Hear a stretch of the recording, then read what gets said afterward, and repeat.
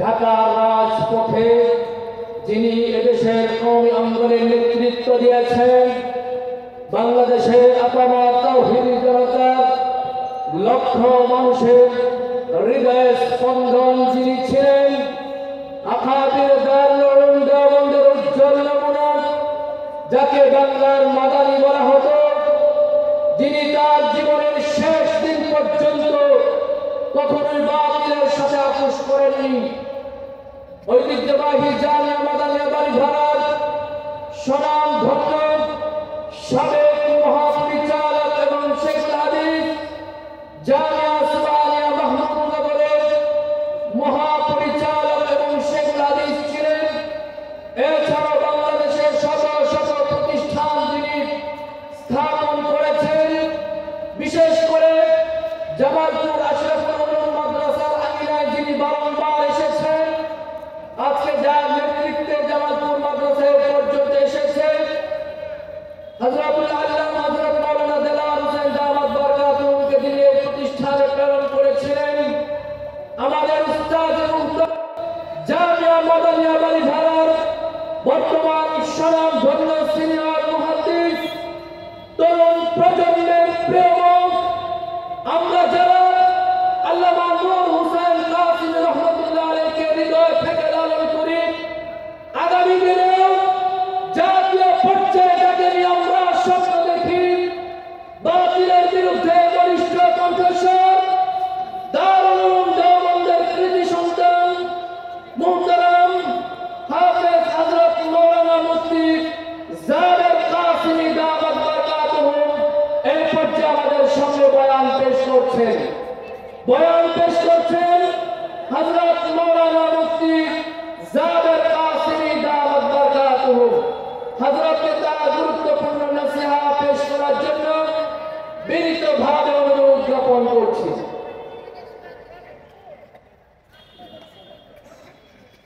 السلام عليكم ورحمة الله وبركاته. وعليكم السلام ورحمة الله وبركاته. الحمد لله نحمده ونستعينه ونستغفره ونؤمن به ونتوكل عليه ونعوذ بالله من شرور أنفسنا ومن سيئات أعمالنا. من يهد الله فلا مضل له ومن يضلله فلا هادي له. ونشهد أن لا إله إلا الله وحده لا شريك له. ونشهد أن سيدنا ونبينا وشفيعنا وحبيبنا وطبيب قلوبنا ومولانا محمدا عبده ورسوله أرسله بالحق بشيرا ونذيرا وداعيا إلى الله بإذنه وسراجا منيرا. أما بعد فأعوذ بالله من الشيطان الرجيم. بسم الله الرحمن الرحيم. بلى من كسب سيئة وأحاطت به خطيئته فأولئك أصحاب النار هم فيها خالدون. وقال عليه الصلاة والسلام: الإثم ما حاك في صدرك وكرهت أن يطلع عليه الناس. صدق الله المولانا العظيم وصدق رسوله النبي الكريم ونحن على ذلك من الشاهدين والشاكرين والحمد لله رب العالمين. اللهم صل على محمد وعلى آل محمد كما صليت على إبراهيم وعلى آل إبراهيم إنك حميد مجيد. اللهم بارك على محمد وعلى آل محمد كما باركت على إبراهيم وعلى آل إبراهيم إنك حميد مجيد জামালপুর আশরাফুল উলুম মাদ্রাসার বার্ষিক ওয়াজ মাহফিলের সম্মানিত সভাপতি, মঞ্চে উপস্থিত আছেন আমার উস্তাদ মাওলানা ইউসুফ সাহেব দামাত বারাকাতুহু এবং হযরত উলামায়ে কেরাম এবং আমার সামনে উপস্থিত দিন দরদি ভাইয়েরা, যুবক বন্ধুরা, পর্দার আড়ালের মা ও বোনেরা, আসলে ওয়াজ নসিহত এখানে আমাদের বড়রা করবে। এই জামিয়ার সাথে আমাদের একটা সম্পর্ক আছে, সেই সুবাদে মুরব্বিদের আসার আগ পর্যন্ত মাদ্রাসা কর্তৃপক্ষের নির্দেশে কিছু মুজাকারা, কিছু আলোচনা আমরা করব। গতকালকে আমাদের জামিয়া মাদানিয়া বাড়িধারা মাদ্রাসা পাকিস্তানের প্রখ্যাত আলেমে দ্বীন হযরত মাওলানা ইলিয়াস গুম্মান হাফিজাহুল্লাহ তাআলা তাশরীফ এনেছেন। তো আলোচনার শুরুতে হযরত একটা সংক্ষিপ্ত এবং চমৎকার একটা সুন্দর কথা বলছেন। হযরত বলছেন একটা হলো ওয়াজ মাহফিল আর আরেকটা হলো দরস ও তাদরিস, বা আপনাদের পরিভাষা আরেকটা হলো ক্লাস। ওয়াজ মাহফিলে অনেক সময় আমরা আসি আমাদের কানের সুখের জন্য কথা বলা, যে অনেক সময় কোন বক্তার আওয়াজ সুন্দর, কোন বিষয়, যদি আল্লাহ রাব্বুল আলামিন তার কোন বান্দাকে বিষয়বস্তুর আলোচনার পাশাপাশি আওয়াজ সুন্দর দিয়ে থাকেন, এটা আল্লাহ তাআলার বড় অনুগ্রহ। কিন্তু আমাদের যে কোনো মজলিসে, যে কোনো বৈঠকে আমাদের নিয়ত হওয়া চাই যে এটা শুধু ওয়াজ মাহফিল না, বরং এটা দরস এবং তাদরিস, এটা ক্লাস। যেভাবে দরস এবং তাদরিসের মধ্যে, ক্লাসের মধ্যে ছাত্র তার উস্তাদের কথা ভালো লাগুক বা না লাগুক, যত সময় উস্তাদ কথা বলবেন তত সময় ছাত্র বসে থাকে কথা বলে দেখতে। তো আজকে আমরা আমাদের ওয়াজ মাহফিলকে যে আমরা গতানুগতিক ওয়াজ মাহফিল বানানোর কারণে ওয়াজ মাহফিল থেকে যে ধরনের ফায়দা, যে ধরনের উপকার আমাদের হওয়ার কথা ছিল, সেই ধরনের কাঙ্ক্ষিত ফায়দা এবং লাভ আমাদের অর্জন হচ্ছে না, কথা বলে ঠিক কিনা? এই জন্য মুহতারাম হাজরিন, হযরত মাওলানা ইলিয়াস গুম্মান হাফিজাহুল্লাহ তাআলা সেই উপদেশ যে অল্প সময়, এখানে উলামায়ে কেরামের উদ্দেশ্যে না, বরং আপনারা যারা এখানে যুবক বন্ধুরা, বুড়ো বাবারা, পর্দার আড়ালের মা ও বোনেরা, আমরা যারা আসছি তাদেরকে উদ্দেশ্য করে কিছু দরস তাদরিসের ক্লাসের সিস্টেমে কিছু কথা, সূরা বাকারার একটা আয়াত এবং আল্লাহর রাসূল সাল্লাল্লাহু আলাইহি ওয়াসাল্লামের একটি হাদিসের আলোকে সংক্ষিপ্ত কিছু কথা বলার চেষ্টা করব।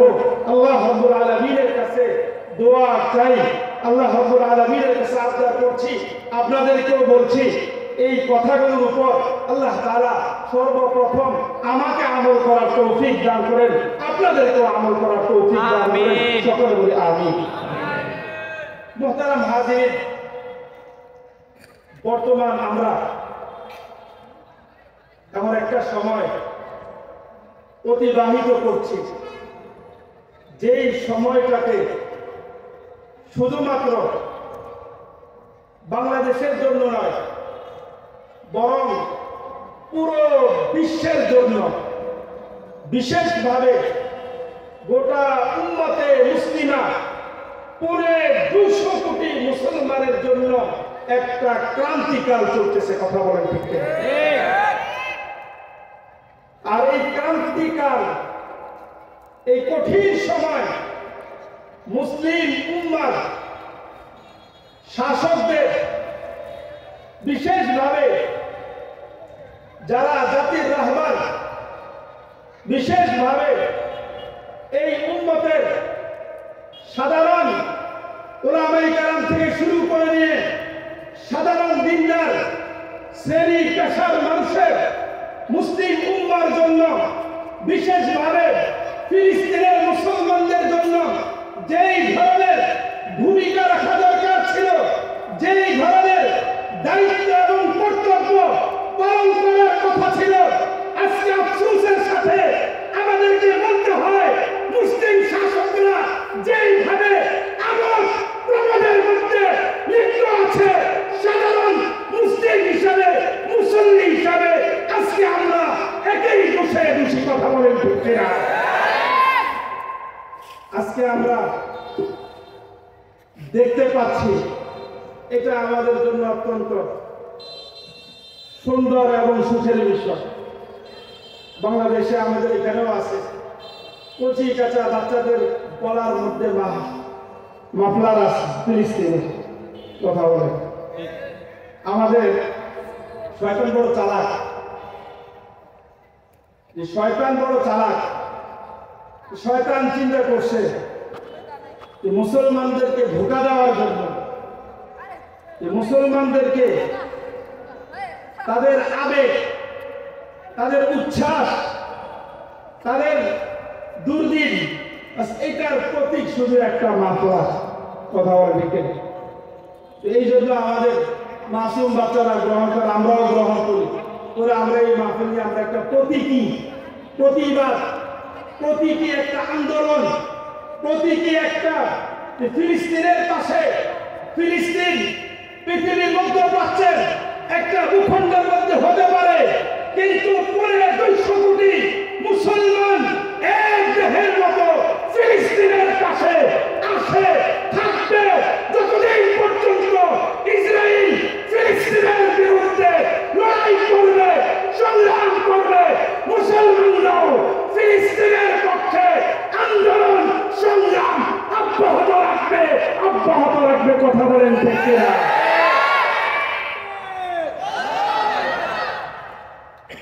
আমার ভাইরা, ফিলিস্তিনের বিরুদ্ধে আন্দোলন এবং সংগ্রাম করার যেমন প্রয়োজন আছে, ঠিক সেই আন্দোলন এবং সংগ্রামের খোরাক গ্রহণ করার প্রয়োজন আছে না? কথা বলেন, প্রয়োজন আছে না নাই? কিন্তু আজকের মুসলমানের মধ্যে বেশি নাই মাহফিল ছাড়া। আমরা তো এখন সবাই এখানে মাহফিলে উপস্থিত হয়েছি।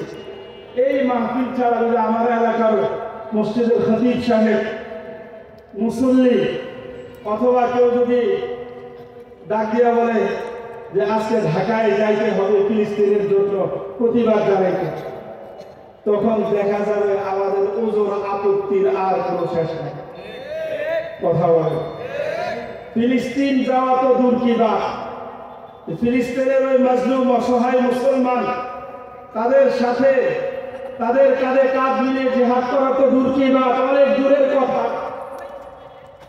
বরং এই অঞ্চল থেকে নয়, সারা বাংলাদেশের, শুধু আপনাদের এই মধ্যপাড়া কালিয়াকৈরের কথা আমি বলবো না, সারা বাংলাদেশের যে অঞ্চল থেকে হোক না কেন, যদি ডাক দেওয়া হয় তাহলে দেখা যাবে হাতে গোনা কিছু লোক যারা ইমাম সাহেবকে মহাব্বত করেন, ভালোবাসেন, আলেমদেরকে মহাব্বত করেন, ভালোবাসেন, তারা বলবে হুজুর আর্থিক সহযোগিতা লাগলে নেন, কিন্তু সশরীরে অংশ গ্রহণ করা এই মুহূর্তে আমার পক্ষে সম্ভব না। কথা বলেন ঠিক কিনা?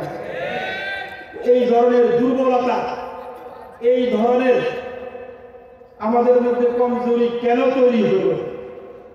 তৈরি এই জন্য হয়েছে যে আমরা বর্তমান সময়ে ভালো করে খেয়াল করবেন, বর্তমান সময়ে আমরা আমাদের অন্তরকে কলুষিত করে ফেলছি। কথা বলেন, আমরা মুখ দিয়া বলি যে মুসলমান ইমানের বলে বলিয়ান, মুসলমান কোরআনের শক্তিতে শক্তিবান, মুসলমান আল্লাহ রাসূল সাল্লাল্লাহু আলাইহি ওয়াসাল্লামের উম্মত, মুসলমান ইমান এবং ইসলামের বিরুদ্ধে আঘাত আসতে ঝাঁপিয়ে পড়বে। এটা আমরা মুখ পর্যন্ত বলি, কিন্তু অন্তর দিয়ে আমাদের দিলকে আমরা সেইভাবে তৈরি করতে পারি না। এই কথা বলে ঠিক কিনা? কারণ হচ্ছে শয়তান আমাদের যুব সমাজদেরকে একদম দুর্বল করে ফেলেছে। যেই অস্ত্রের মাধ্যমে শয়তান আমাদেরকে দুর্বল করে ফেলেছে সেটা হলো ইন্টারনেট কেন্দ্রিক গুণা। কথা বলেন, আপনারা যেন আস্তে আস্তে বলতেছেন মনে হয় এই এলাকায় ইন্টারনেট লাইন না আছে, মোবাইল আছে, ইন্টারনেটের লাইন আছে, ফেসবুক আছে, ইউটিউব আছে, টুইটার আছে, বিভিন্ন ব্লগে লেখা আছে। আমি সূরা বাকারার একটা আয়াত আপনাদের সাথে তেলাওয়াত করেছি।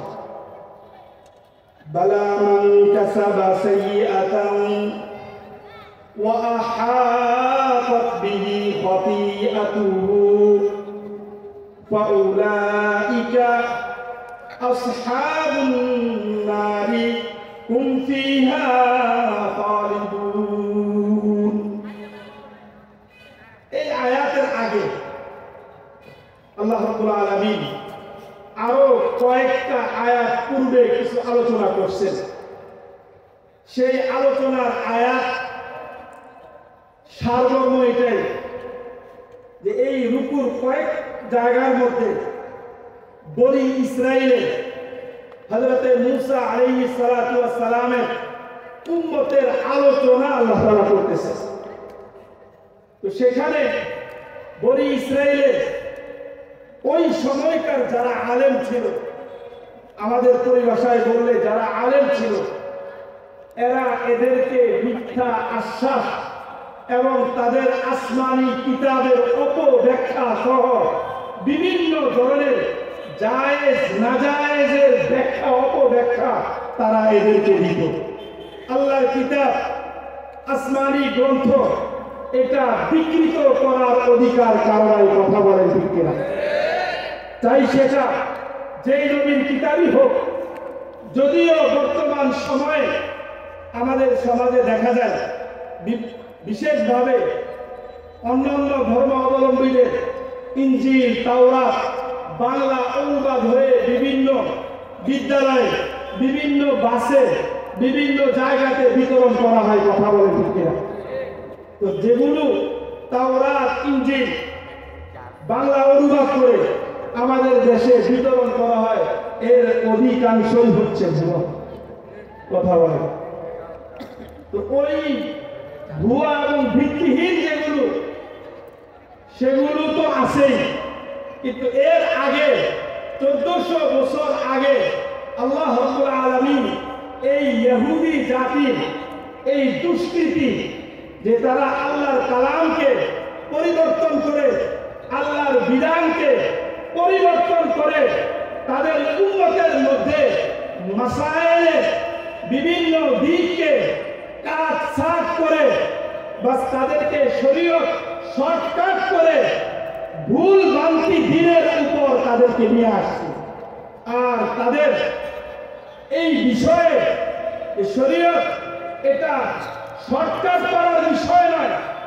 এখন আমরা ওলামায়ে কেরাম মসজিদের মধ্যে মিম্বরের মধ্যে কোরআন এবং হাদিসের যেই সহিহ মাসলা আছে, যেই হালাল হারাম আল্লাহ রাব্বুল আলামিন কোরআনের আয়াতের মাধ্যমে, রাসূলুল্লাহ সাল্লাল্লাহু আলাইহি ওয়াসাল্লামের হাদিসের মাধ্যমে এই উম্মতকে দিয়েছেন, বাস এগুলো যদি বলা হয় অনেকের গাত্রদা শুরু হয়ে যায়। কথা বলেন ঠিক আছে?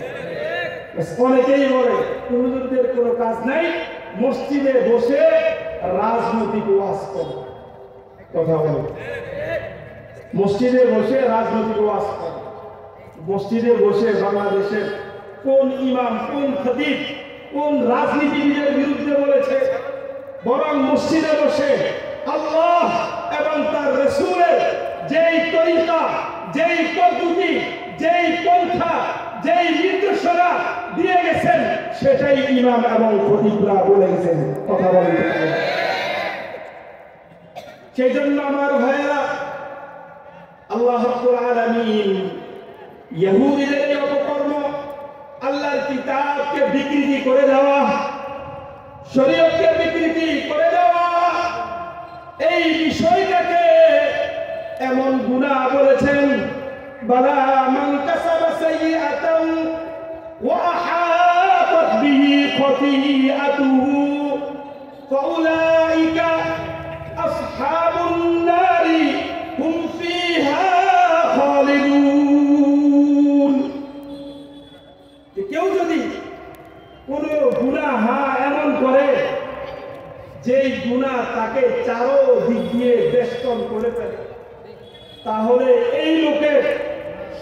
শেষ পরিণাম হচ্ছে জাহান্নাম। কথা বলে, এই লোকের শেষ পরিণাম কি? জাহান্নাম। তো এই আয়াত থেকে বর্তমান যুগের যে এমন গুনাহ, সেটা কোন গুনাহ যে যেই গুনাহ মানুষকে চারদিক থেকে বেষ্টন করে নেয়।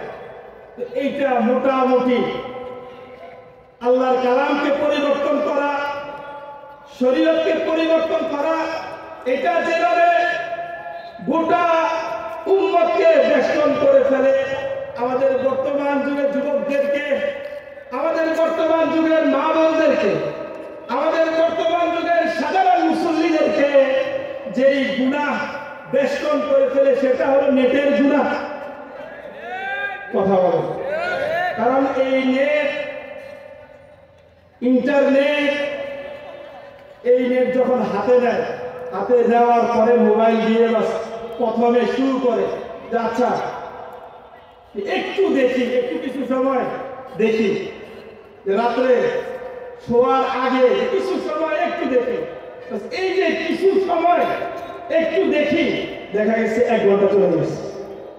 কথা বলে, দেখা গেছে 2 ঘন্টা চলে গেছে, দেখা গেছে 3 ঘন্টা চলে গেছে, সে 13 পায় নাই। কথা বলে ঠিক কিনা? আপনাদেরকে একটা তথ্য দিই, আরো 2 থেকে 3 মাস আগে, আরো আগে বাংলাদেশে একটা ইন্টারনেটের জরিপ হয়েছে যে বাংলাদেশে বর্তমানে ইন্টারনেট ব্যবহারকারী 11,75,00,000। এর মধ্যে 1,24,00,000 হলো যারা নিয়মিত পাবজিতে আসক্ত। কথা বলে, 11,75,00,000। এই 11,75,00,000-এর মধ্যে 1,24,00,000, এই 1,24,00,000 এরা হলো যুবক, যে যারা পাবজিতে, আমাদের মুরব্বীরা তো পাবজিকে বুঝবেও না, এই পাবজির মধ্যে, এবং এখানে 1 ঘন্টা 2 ঘন্টা না, এই 1,24,00,000, এই 1,24,00,000 4 থেকে 5 ঘন্টা তারা জরিপ চালাইছে সারা বাংলাদেশে, যারা 4 থেকে 5 ঘন্টা সময় এই মোবাইল নিয়ে অথবা কম্পিউটার নিয়ে অথবা অন্য কোনো যান্ত্রিক বস্তু নিয়ে 4 থেকে 5 ঘন্টা লাগাতার সময় এর মধ্যে ব্যয় করে।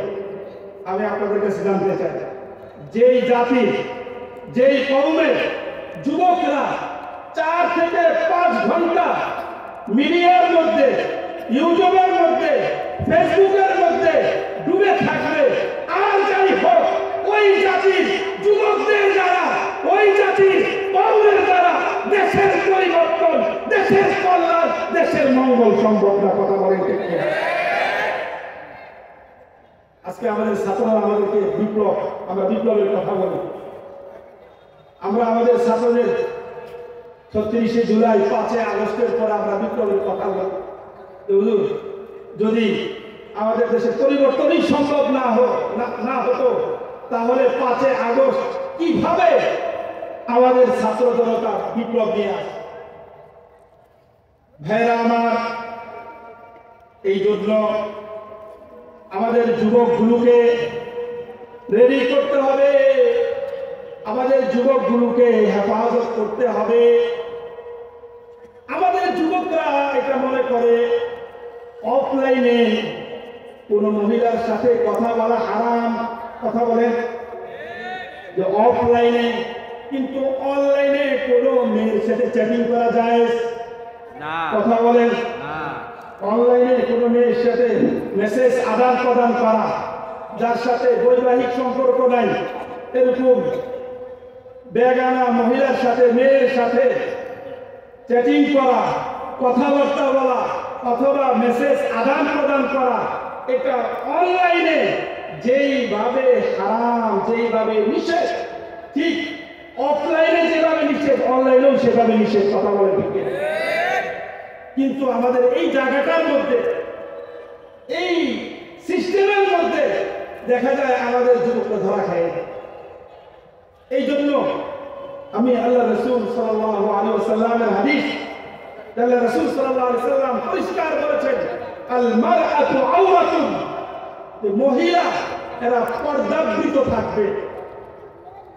যে আকরাবু মা ইয়াকুনুল আবদ মিন ওয়াজহি রাব্বিহি ওয়া হুয়া সাজিদ, যে বান্দা তার রবের সবচাইতে নিকটবর্তী, সবচাইতে কাছে থাকে ওই সময় যখন বান্দা আল্লাহর দরবারে সিজদার মধ্যে নিগঠিত হয়। কথা বলে ঠিক তদ্রূপ আমাদের মা বোনরা যে আকরাবু মা তাকুনু মিন ওয়াজহি রাব্বিহা ওয়া হিয়া ফি কারি বাইতি, যে আমাদের মা বোনরা আল্লাহর সবচাইতে নিকটবর্তী ওই সময় থাকে যতক্ষণ সে ঘরের মধ্যে থাকে।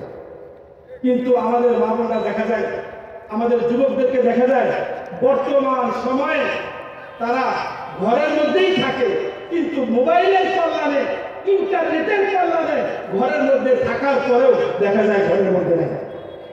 কথা বলে অনেক সময় দেখা যায় বিভিন্ন খবর আসে, চুলার মধ্যে ডাল বসায় দিচ্ছে, তরকারি বসায় দিচ্ছে, বিভিন্ন ধরনের খাবার বসায় দিচ্ছে, ওইখান দিয়ে মা, ওইখান দিয়ে বোন দেখা যায় মোবাইলে গেমস নিয়ে ব্যস্ত হয়ে পড়ছে, ওইদিকে তরকারি করে শেষ।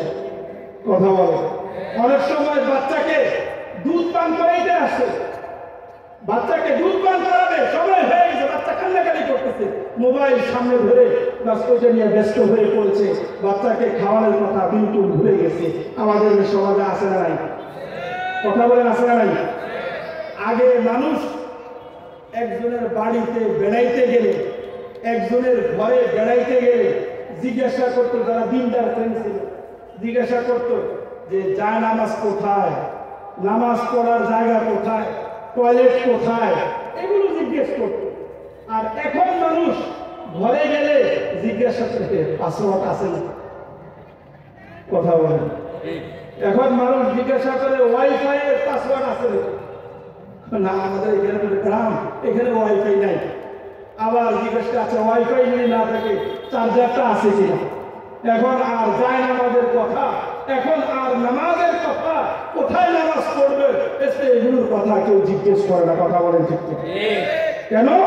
কারণ সে জানে এই যে আমি মেহমানের এখানে আসছি, আজকে তো কেউ মেহমানের, আজকে আমরা কেউ এক মুসলমান আরেক মুসলমানের সাথে সাক্ষাৎ করা এটা ইবাদত। কথা বলে ঠিক কিনা? কিন্তু আজকে মুসলমানের সাথে সাক্ষাৎ অনেক দূরের বিষয়, বরং কেউ যদি সাক্ষাৎ করতেও যায় তাহলেও তার সন্দেহ হয় যে উনি কোন নিয়তে, কোন মাকসাদে, কোন উদ্দেশ্যে উনি এখানে আসছেন। আল্লাহই ভালো জানে। যদি তো ভাই এমনি সাক্ষাতে আসছি তাও বিশ্বাস করে না, বরং বলে যে ভাই সত্যি সত্যি বলে ফেলেন কোন নিয়তে আসছেন। কথা বলে ঠিক কিনা? কেন? কারণ এটা হলো ইন্টারনেট কেন্দ্রিক আমাদের মধ্যে, যে আমরা যান্ত্রিক মানুষে দিন দিন পরিণত হচ্ছি, ইন্টারনেট কেন্দ্রিক আমরা সুবিধা গ্রহণ করছি, আমরা আমাদের আত্মাকে ইন্টারনেট কেন্দ্রিক গুনাহের কারণে বাস আমরা আমাদের আত্মা, আমরা আমাদের রূহকে দুর্বল করে ফেলেছি। কথা বলেন ঠিক কিনা? অথচ আমার ভাইয়েরা, আপনি যখন ইন্টারনেট কেন্দ্রিক কোনো গুনাহের মধ্যে লিপ্ত হবেন, আপনি যখন ফেসবুকের কোন গুনাহের মধ্যে লিপ্ত হবে, আপনি যখন ইউটিউবের কোন গুনাহের মধ্যে লিপ্ত হবেন, তখন কেউ যদি না দেখে তাহলে সেই সময় কে দেখে? আরেকটু আওয়াজ দিয়ে বলেন কে দেখে? আমার আপনার এই গুনাহ যেই সময়ের মধ্যে আমি আপনি করতেছি, ওই সময়টার মধ্যে আমার আপনার এই গুনাহ আল্লাহর দরবারে রেকর্ড হয়ে যাচ্ছে। কথা বলেন ঠিক কিনা? এই জন্য আমার ভাইয়েরা, আল্লাহ রাব্বুল আলামিন কোরআন মাজিদের সূরা বুরুজের মধ্যে বলেন ওয়া শাহিদিন ওয়া মাশহুদ।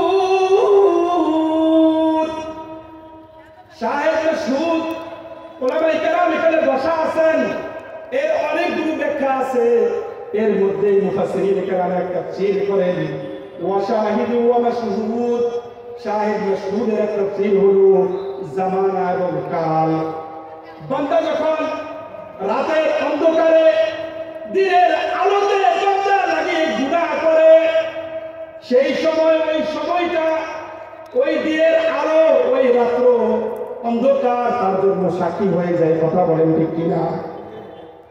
2 নম্বর বান্দা যখন গুনাহ করে তখন ওই গুনাহ ইন্টারনেটের ওই গুনাহের কারণে যেই জায়গার মধ্যে, যেই ঘরের মধ্যে, যেই নির্জন জায়গার মধ্যে সেই গুনাহের জন্য নির্বাচন করলো, ওই জায়গাটা কাল কিয়ামতের ময়দানে তার বিরুদ্ধে আল্লাহর দরবারে সাক্ষী দিবে। কথা বলেন ঠিক কিনা? এই জন্য আমার ভাইয়েরা, হযরত থানবী রাহমাতুল্লাহি আলাইহি বলেন যে এক জামানা ছিল মানুষকে ইবাদত করার জন্য নির্জন জায়গা তালাশ করতে হতো। আল্লাহ তাআলা আমাদের আকাবির দেওবন্দদেরকে উত্তম উত্তম বিনিময় দান করেন। সকালে বলে আমিন। হযরত বলেন এক জামানা ছিল মানুষ নির্জন জায়গা তালাশ করত, গোপন জায়গা তালাশ করত ইবাদত করার জন্য, আর এখন মানুষ নির্জন জায়গা তালাশ করে গুনাহ করার জন্য। কথা বলেন, এখন মানুষ খালি জায়গা তালাশ করে গুনাহ করার জন্য। এই জন্য আমার ভাইরা থানবী রাহমাতুল্লাহি আলাইহি বলেন, যদি কোন আল্লাহর বান্দা এটা মনে করে যে আমি যদি একা একই থাকি, আমি যদি কোনো নির্জন জায়গার মধ্যে থাকি আর আমার দ্বারা গুনাহ হয়ে যায়, তো তাহলে ওই বান্দার জন্য নির্জনতা জায়গা, একা একই রুমের মধ্যে না থেকে লোক জন যেখানে থাকে সেখানে থাকার চেষ্টা করবে, যাতে করে নিজেকে গুনাহ থেকে হেফাজত করতে পারে। কথা বলেন ঠিক কিনা? এই জন্য আমার ভাইয়েরা, আমার আপনার মাধ্যমে যখন ইন্টারনেট কেন্দ্রিক গুনাহ হয়ে যায়, তখন দ্বিতীয় সাক্ষী হয়ে যায় ওই জায়গা। ইযা যুলজিলাতিল আরদু জিলজালাহা ওয়া আখরাজাতিল আরদু আসফালাহা ওয়া ক্বালাল ইনসানু মা লাহা ইয়াওমাইযিন তুহাদ্দিসু আখবারাহা। সেদিন এই জায়গা, এই ভূমি আমার আপনার বিপক্ষে সাক্ষী দেবে। কথা বলেন ঠিক কিনা? এই জন্য আমার ভাইরা, দ্বিতীয় সাক্ষী হলো জমিন, তৃতীয় সাক্ষী হলো জবান, লিসান। ইয়াউমা তাশহাদু আলাইহিম আলসিনাতুহুম। স্মরণ করো সেই দিন, যেই দিন তার জবান তার বিপক্ষে সাক্ষী দিবে। যে এই জবানের মাধ্যমে মোবাইলে অমুক মহিলার সাথে, অমুক বেগানার সাথে সে চ্যাটিং করেছে, এই মোবাইলের মাধ্যমে অমুককে সে বিভিন্ন কুপ্রস্তাব দিয়েছে এবং ভিডিও করে হুমকি দিয়েছে, তুমি যদি আমার সাথে কথা না বলো তাহলে আমি সুইসাইড করবো। এরকম আছে না নাই? কথা বলেন, আছে না নাই?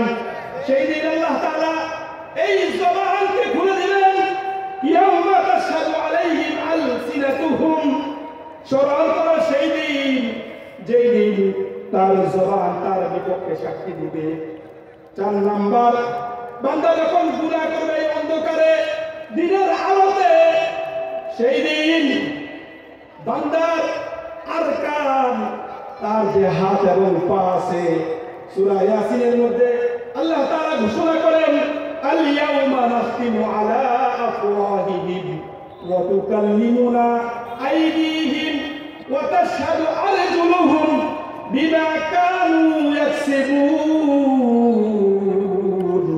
সেদিন আমি মুখের মধ্যে মোহর মেরে দিব, আর তার হাত এবং তার পা সাক্ষী দিবে। এই হাত বলবে সেদিন অমুক দোকান থেকে আমাকে মোবাইল ক্রয় করে নিয়ে আসছে এবং অমুক দোকান থেকে মেমোরির মাধ্যমে ডাউনলোড করে নিয়ে আসছে, গুনাহের আসবাবগুলো নিয়ে আসছে। এই পা বলবে অমুক জায়গার মধ্যে, অমুক ঘরের মধ্যে, অমুক ময়দানের মধ্যে অমুক বন্ধুরা আমাকে ডাক দিয়ে নিয়ে গেছে, নিয়ে একসাথে এই গুনাহের বিষয়গুলো আমাকে দেখাইছে। এই জন্য আমার ভাইয়েরা, আরকান 4 নাম্বার, আমার আপনার হাত এবং পা, এগুলো কাল কিয়ামতের ময়দানে আল্লাহর দরবারে সাক্ষী দিবে। 5 নাম্বার, ফেরেশতা মালাকান। সমস্যা, কথা বলে ঠিক কিনা? এই জন্য يحمل هذا العلم من كل خلق عدوله ينفون عنه تحريف الغالين وانتحال المبتلين وتعديل الجاهلين। আল্লাহ রাসূল সাল্লাল্লাহু আলাইহি সাল্লামের পরিষ্কার হাদিস এই ইলমকে বহন করবে উম্মতের পরবর্তী উলামায়ে কেরাম, যারা বাতিলদের মুখ সম্মোচন করবে, যারা ইসলামের অপব্যাখ্যাকারীদের সঠিক ব্যাখ্যা উম্মতের সামনে নিয়ে আসবে, যারা মূর্খ লোকদের কোরআন হাদিস সম্পর্কে মূর্খতাকে উম্মতের সামনে খুলে খুলে বর্ণনা করবে। এই জন্য আমরা বলতে চাই, মাওলানা সাদ সাহেবের যে সমস্ত গুমরাহি আছে, যে সমস্ত ভ্রান্তি আছে, এই সমস্ত ভ্রান্তি গুরু উম্মার ওলামায়ে কেরাম এই জাতির সামনে তুলে ধরা এটা কোনো গীবত নয়, বরং এটা উম্মতের ওলামাদের দায়িত্ব এবং কর্তব্য। কথা বলছি, এই জন্য যে কথা বলতেছিলাম, মোবাইল কেন্দ্রিক গুনাহকে আমাদেরকে বাঁচতে হলে আমাকে আপনাকে আল্লাহ ওয়ালাদের মজলিসের প্রথম বৈশিষ্ট্য হলো যাকে দেখলে আল্লাহর কথা স্মরণ হয়। 2 নম্বর বৈশিষ্ট্য, যার মজলিসের মধ্যে বসলে পরকালের চিন্তা বাড়ে। 3 নম্বর বৈশিষ্ট্য, যার মজলিসের মধ্যে বসলে কোরআন সুন্নাহর জ্ঞান বাড়ে। কথা বলেন ঠিক কিনা? এখন দেখা যায় যে সমস্ত আলেমদের মজলিসে বসলে কোরআন সুন্নাহর এলেম বাড়া তো দূরে থাক, বরং কোরআন সুন্নাহর অপব্যাখ্যা এগুলো যদি আমি খুলে খুলে বলি, এখানে ওলামায়ে কেরাম আছেন, ওনারা জানেন এই সমস্ত বিষয়। কিছু বিষয় আছে সম্পূর্ণ ইলমি, আর কিছু বিষয় আছে একদম স্বাভাবিক। তাহলে ওই সমস্ত বিষয় দেখা যাবে গুমরাহগুলো পরিষ্কার। এই জন্য আমার ভাইরা, আমরা আমাদের যুবকদেরকে, আমরা আমাদের তরুণদেরকে, যাদেরকে আগামী দিনে বাংলাদেশের নেতৃত্বের জায়গায় আমরা দেখতে চাই, ওই সমস্ত তরুণদেরকে শারীরিকভাবে যেভাবে আমরা গঠন করব, ঠিক সেভাবে আত্মিকভাবে তাদেরকে গঠন করতে হবে। কথা বলেন ঠিক কিনা? সেই জন্য আজকের মাহফিলের এই পর্যায়ে আমি আপনাদের উদাত্ত আহ্বান জানাবো, মোবাইল কেন্দ্রিক, ইন্টারনেট কেন্দ্রিক, ফেসবুক কেন্দ্রিক, ইউটিউব কেন্দ্রিক যত ধরনের গুনাহ আছে, সমস্ত গুনাহগুলো ছাড়ার ব্যাপারে আমরা আল্লাহর কাছে ওয়াদা করি। আল্লাহ রাব্বুল আলামিন আমাদের সব ভাইকে এই ধরনের গুনাহমুক্ত জীবন যাপন করার তৌফিক দান করেন। আমিন। ওয়া আখিরু দাওয়ানা আলহামদুলিল্লাহ।